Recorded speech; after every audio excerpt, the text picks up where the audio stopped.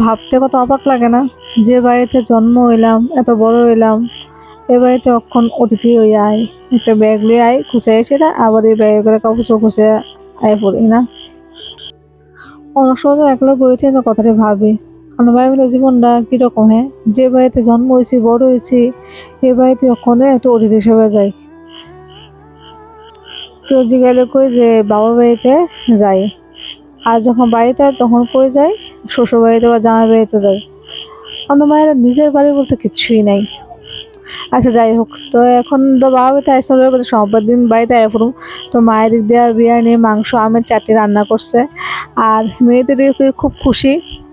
আর মেয়ের লেগে মেয়ের দাদু আনছে, মানে আমার বাবা আনছে 6টা গেঞ্জি, আবার 6টা প্যান্ট বাড়িতে পরার লেগে গরমের মধ্যে।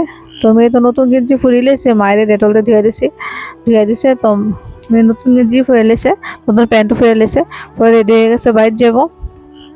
আর বাড়িতে এখন এলাকা মা সকাল সকাল থেকে রান্না বাড়ি করছে, মাংস, বিরিয়ানি, আমের চাটনি পছন্দ করে আমের চাটনি করছে।